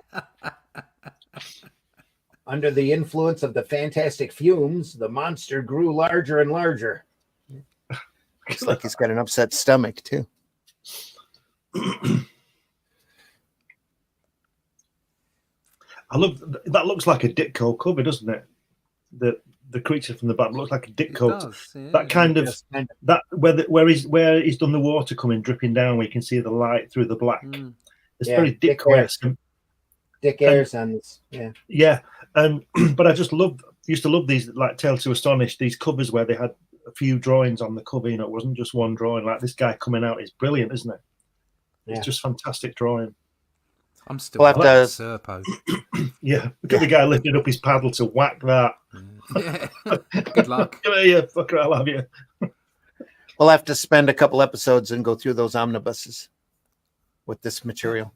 There's a in Nick Fury Agent of S.H.I.E.L.D. there's this there's the story of I think it's working its way up to the Yellow Claw, and they've got all these guys in different armor, and that Serpo, that it always reminds me of that part of the Steranko art, and like as we say so often, they were all like bouncing off each other. Right. Yeah. And obviously Kirby did the layouts for early Steranko as well, didn't he? Yeah. So it's you can see where Kirby's art has directly affected another legendary artist. Oh yeah. In my view. You're right. Was that those Shields Steranko's first comic book work? No, I don't think it was, but it wasn't. He did, no, I think he didn't. He do the Gravedigger story first, something like that. Out of Tower of Shadows #1. I think so. Okay, but what I mean is, was it that time, sort of 65, 66? Was that the first? Was that when he first started doing comics? Yeah, right. Because what I was going to say was, part of the genius of Steranko, because he was working on top of Kirby's layouts, he grasped it and he knew what to do. Yeah. He got it. And he was able to make it his own. Exactly, but he saw what Kirby would do. He had the layouts to look at it, but he got it. Yeah, and that's part of his genius.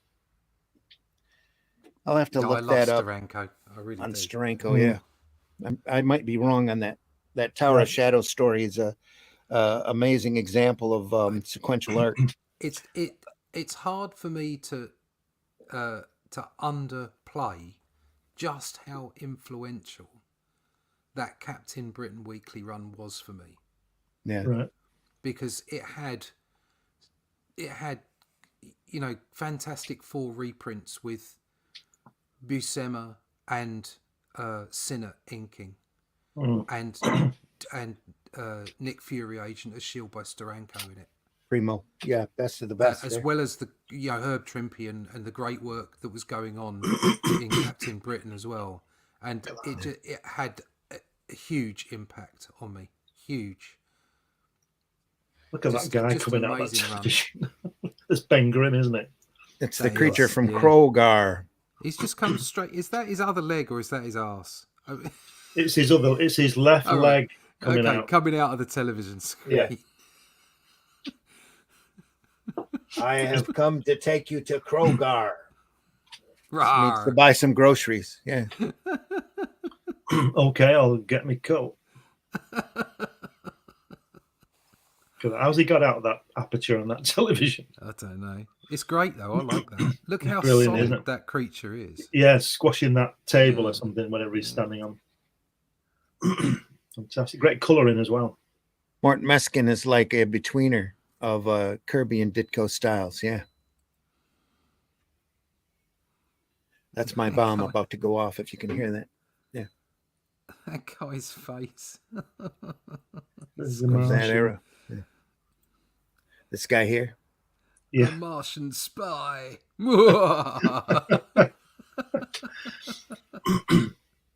But look at this cover, Teenage Romance. What a difference. Yeah. That's Jack and Ross, that. It's Kirby, all Kirby here. It's credited solely to Yeah. Kirby, so he might have inked himself here. Yeah. Crazy. Same thing here. Yeah. Do you know, I've never read any of those Kirby romance. I've seen artwork, but I've never read it. Never sat down and read one. We should probably again we should dig some up. I've got a book of the Lewis Charlton romance comics they put out a while ago. I've also got a book of public domain romance comics that somebody went through and rewrote all the word balloons on. It's quite funny. So Gunsmoke Western, folks. Kid So what Colt Kid is Colt? the two-gun kid with a different color hat and waistcoat. Yeah. Well, he doesn't have the mask either. So Oh, right, okay. he's not masked up, yeah, and he's not wearing the cow, the orange cow vest. No, he's that's what I'm saying. wearing It's a different waistcoat. typical, It's just- yeah. and a red shirt. Yeah, Swap those colours up. It'll be fine. Yeah. Look at that.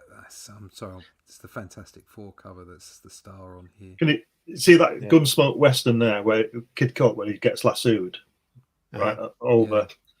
Well, wouldn't it be funny? He gets lassoed, he gets his gun, and he shoots the person. In the next panel, it's little Johnny from next door messing about. yeah. Oops. Gee, Oh. mister, I was just messing about and you shot me in the arm.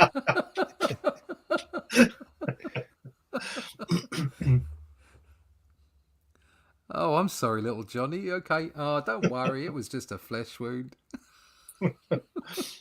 Well, I thought we were only going to go one episode on this book, but apparently Doesn't look like it, does it? No. Sure doesn't, because we're at the hour and a half mark, and we've just worked our way to the cover of Yeah. Fantastic Four 1. We can't really complain, can we? That we have to talk No, about not Kirby at again all. next week. Yeah. George Klein, he was good on Kirby. He did those Thors, didn't he? Just before he died in what 69, I think he died. He did a couple of Thors. They were with Galactus, I think. Really good work, George Klein. Good inker, Really? good artist. Yeah. Yeah. Get out. Great stuff. Still doing giant monsters. That's what sold. Yeah, yeah. Do a superhero book. Goodman told Lee. Yeah. Do a team book like Justice League. So did a family. Allegedly. That's the story that Lee tells. Well, there you go. Yeah. Lovely lettering again, though, on that bottom panel where it says we've changed. That'll be Simek or Rosen, I would have thought. Did they ever establish who inked FF number 1? Because was it Sol Brodsky and what Sam Rosen was involved as well, I think. No, Might be they wrong. attribute it here to George Klein. George Klein, Fantastic Four Yeah. number 1. Oh, Yeah. so FF1 cover. Oh, the cover is Klein. that's the cover, yeah. Inks. Interior doesn't say. Pencils Jack Doesn't Kirby say. doesn't say. Yeah, who that's because they never established. Sol Brodsky had a hand in it, and I think Sam Rosen or Artie Simek, one of the two, whoever lettered it, also did some of the inking, as the story goes, but nobody knows for sure. Could have been one of them pass around stories too. Exactly, yeah. It could have been Kirby. You know, we just don't know. So Right. I'm not supposed we will ever know. Rawr. It's great. It's just brilliant, isn't it? It's absolutely fantastic. Which is why it's called a Fantastic Four. Yeah.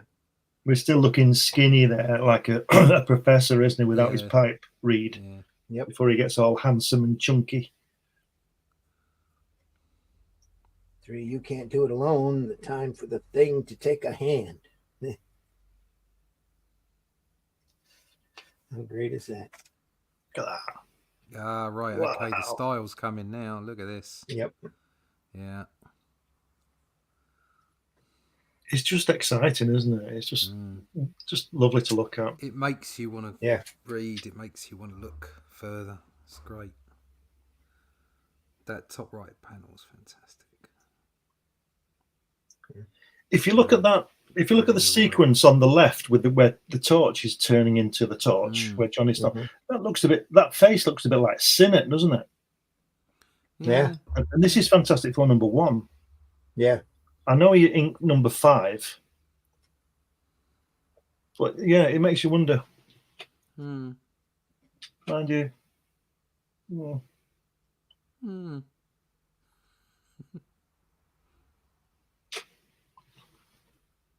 Yep. Yeah, look at that. Ugh. The spotting of the blacks and everything on that top right panel. It's it's coming now. It's getting close. Even here. Yeah. It looks awesome. Listen to me, all of you. That means you too, Ben. Together we have more power than any humans have ever possessed. Ben says, you don't have to make a speech, big shot. We understand. We've got to use that power to help mankind, right? Right, Ben, right. I'm calling myself the Human Torch, and I'm with you all the way. The same goes for me, the Invisible Girl, since there's only one still missing, Ben. Says, I ain't Ben anymore. I'm what Susan called me, the Thing. Says, and I'll call myself Mr. Fantastic. Yeah, you big head. Yeah. Where's your No pie? ego. No ego there at all. It's And like, so like was born the I'll call myself the Fantastic Human Four. Torch. I'll call myself the Invisible Girl. I'll call myself the Thing. I'll call myself the Stretchy Man. No. I'm Mr. Fantastic. Yeah. And so was born the Fantastic Four. And from that moment on, the world would never be the same. And it never was. Never was. Okay. And before we start the next chapter, we should probably think about stopping it here. Huh? Yeah, I think we should maybe stop it. Yeah. there. We'll have to pick this up again here. I thought I thought this was only going to be a one-off, and People boom. love it. They love we it. got to talking. We love Kirby. Yeah. What a great picture here, though. Are they fighting the lava men? Is that from the Avengers? Yeah. Right.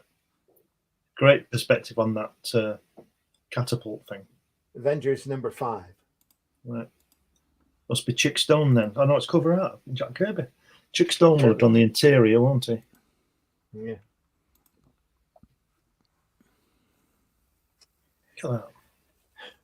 Next week, folks, we'll get into the Marvel Age. Wow. Hearing a little bit of crackling on my microphone. Are you hearing that? No. No. All right.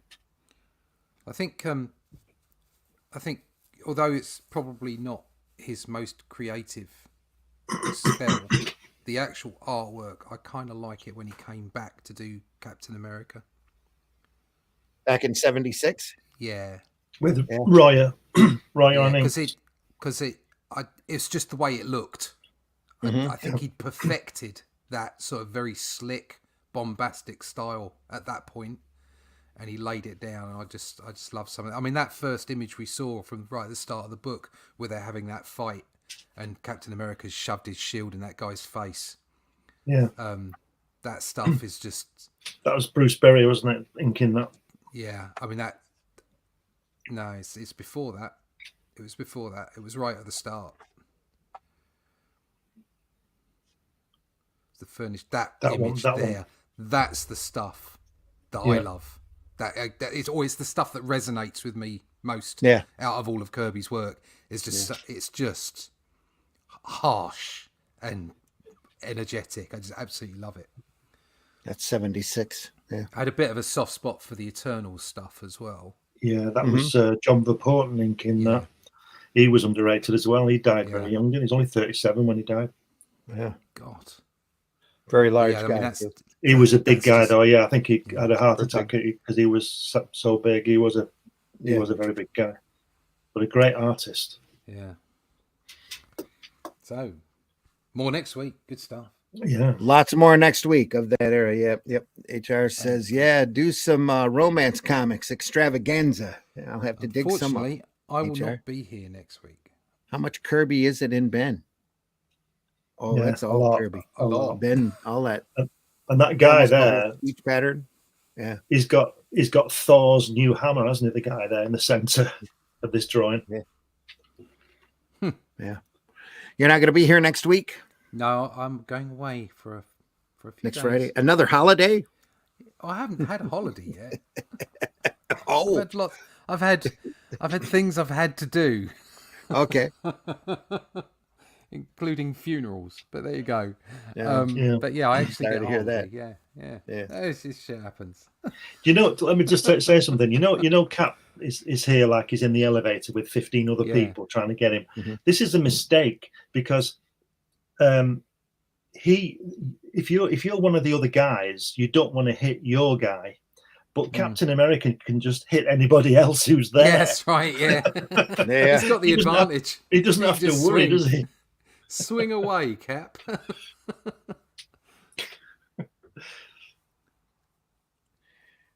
That Fantastic. thick bone style maybe came from the propaganda posters. I don't know. Yeah, Communist ones. I'm Maybe. sure there was some influence there of the day, but I don't know. Kirby kind of developed his own look and style there pretty quick, or not pretty quick, but over the years. That's great. Look at Cap's look the look on Cap's face and his Yeah. eyes, and he's just Yeah. stuck his shield in that fella's face. It's just That's fantastic. that. You're There first. you go. Yeah, absolutely brilliant. And like you say, that red hand pushing that guy away is just fantastic, isn't it? It's like he's just Wow. wading through a sea of bodies. Yeah. It's- Yeah. Yeah. Great stuff. I love the way they're all yakking though while they're doing it. I Yeah. love the way Spider-Man always used to tell the guy what he was going to do while he was battering him. Yeah. I wonder how much is that to do with page rates. You know what I'm Yeah, I saying? wonder. Yeah. Beautiful. That's all Lee being verbose. So. Yeah. So we've been looking at the Marvel legacy of Jack Kirby. We'll look at more of that next week. So get into the Marvel age and maybe even when he got back in the 70s. Could you imagine, right, being Mike Royer, right, going to his house, hoping to get some work, and he gives you that drawing, and he says, right, well, we're going out for a couple of hours. And not only is it a drawing to ink, it's a drawing of every character he ever did. And Yeah. him. All the big So, ones, for sure. Yeah. Oh, there's no pressure on this one. No. Well, good for Mike for passing the test, Ooh. I bet Oh, when he went home, probably- was a wreck. Royer, it was probably exactly the opposite. Royer just had a ball doing it because Royer's an accomplished artist anyway. He was probably plowed right through that page. Well, you're probably right, but I don't care. You're going to feel some pressure if you're inking Jack Kirby. Well, yeah. I bet he went home and was shaking, and his wife said, "Hey, did he get the job?" He said, "Yeah, I wish I hadn't now. I've got to Jack's drawing 3 pages a day, and I've got to letter and ink them 3 pages a day." Yeah, I've got to keep up with Jack. I'm crap. Yeah. He's got 4 books coming out next week, and I've got to do them all. You may not see me for a while, darling. Yeah.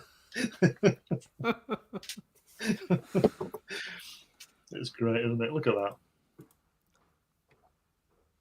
There's no retail price on that. Must have been on the cellophane that wrapped the book.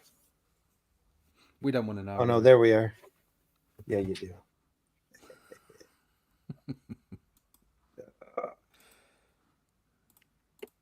The ISBN number. They put it here on the spine of the slipcase. $49.99. Oh, $50. What's that? 35 quid, is it? $50, $55.99 in Canadian. $50. $50. Yep. You pay me now. Wow. Worth every penny. That's just. Ugh. I'm pretty sure I paid $10 for it. just to rub that in. Shut up. We don't mind. Just amazing. Yeah, gorgeous. More Kirby next week, folks. More Kirby next Yeah. week. We'll get there. All that greatness. We want to thank everybody for stopping by today. Deeply appreciate you coming by. We know the majority of our viewership is after the fact because who gets up at 5 a.m. here in the States in order to watch this show?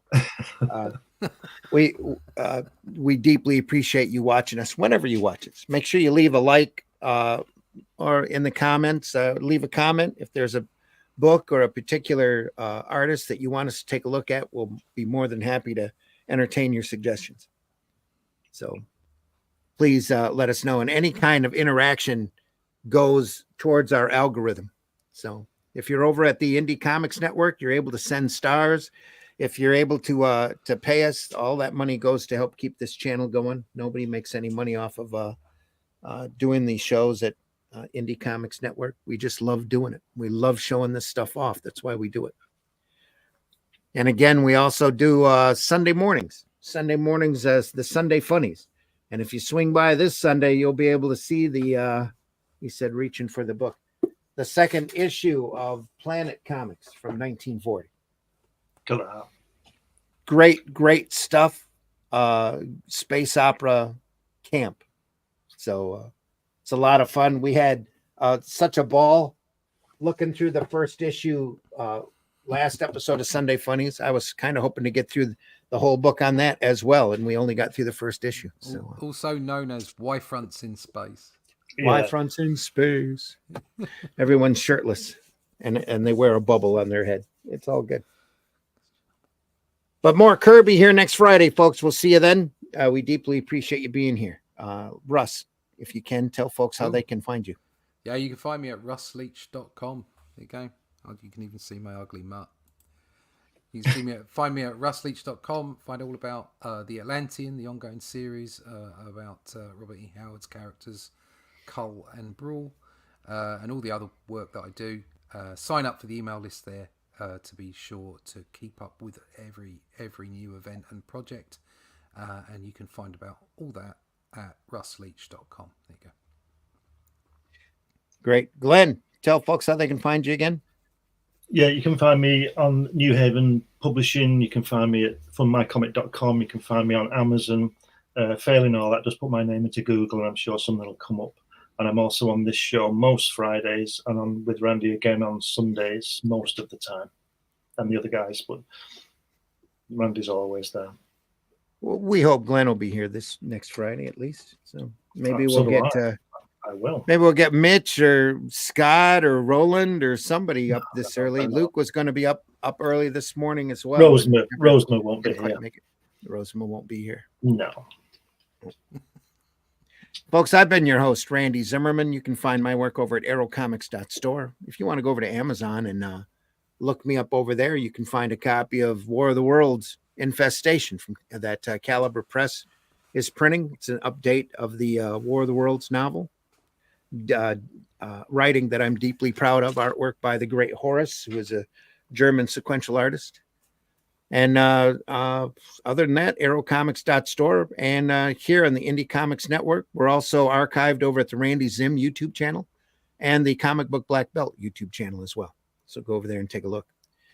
And we will be back on Sunday with Planet Comics, back next Friday with the second part of Jack Kirby, the legacy of Jack Kirby. So a lot more stuff to show you, folks. The archives are immense. We've been doing both of these shows I think we've been doing Comics by Night for almost a year and a half.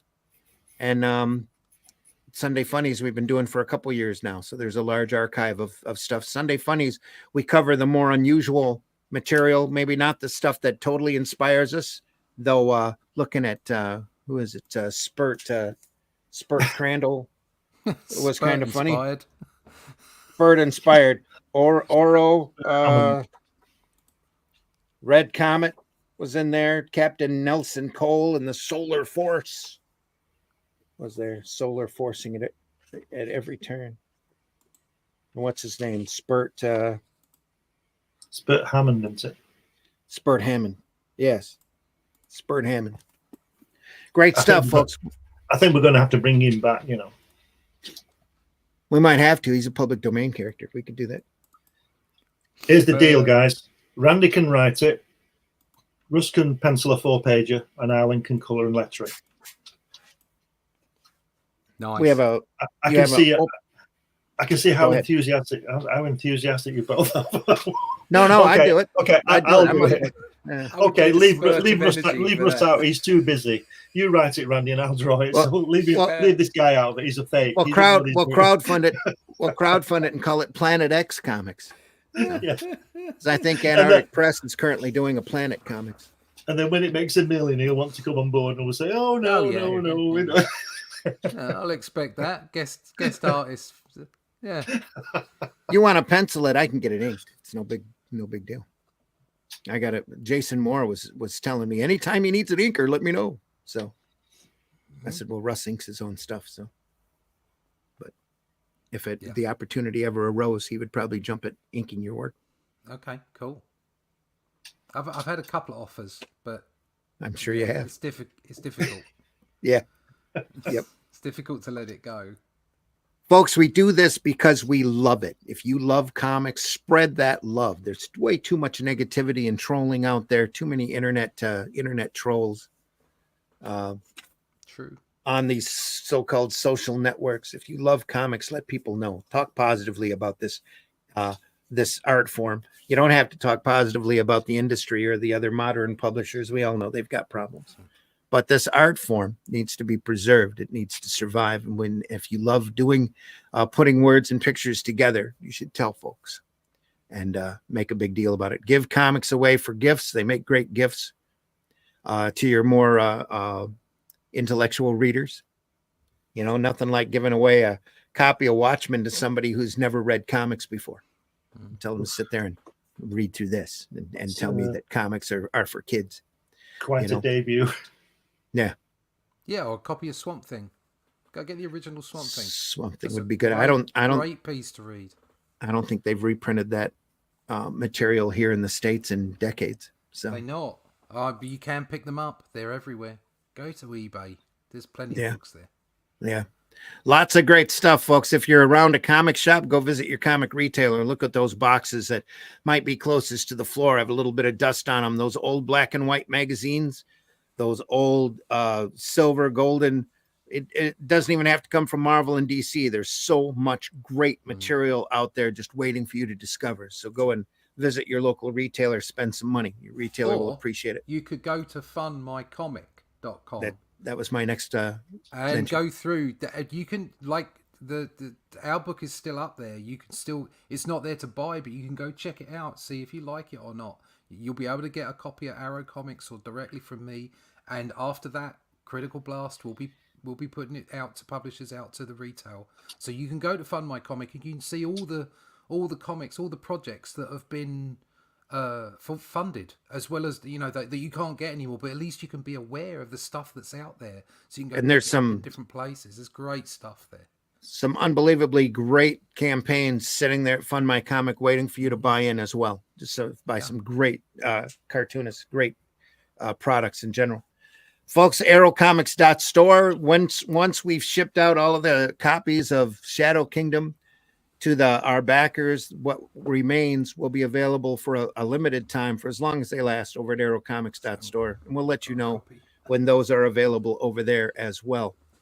So other than that, let me think. Arrowcomics.store. Go over there and take a look. Look at some of the stuff I've done. The Fool, Calico Shards available over there. A little bit of everything for everyone. So go over there and take a look. We haven't done a romance comic yet, though. So HR suggests that we should do The Heap. I think that would be fun. I think Spurt Hammond should be a romance comic. I think we're not going to get past the campaign with Stripe if we put out Spurt Hammond. You never know. You never know. Spurt. We just won't show anything in the campaign. Yeah. Folks, take care. See you Sunday, hopefully. See you next time. Legacy of Jack Kirby Part 2 next Friday. I deeply appreciate you being here. buy independent and alternative comics, especially ours, and go out there and talk positively about this industry, this business. What a great art form this is to put words and pictures together. So we'll see everybody soon. See ya. That's for Danya. Take care, everyone, he said as he searches for the opening. There we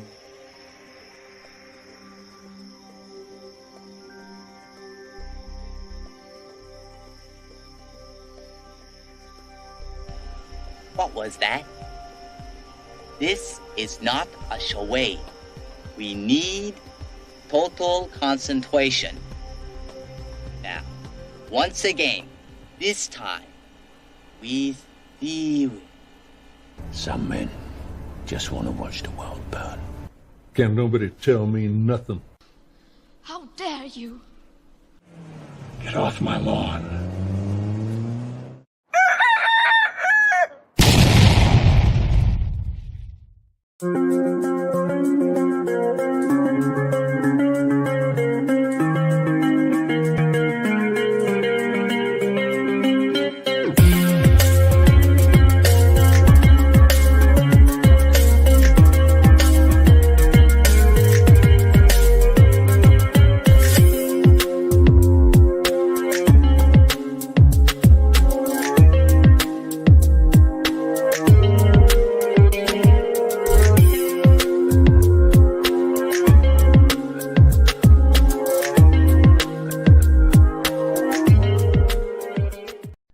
Hey kids, you want to see some great comics?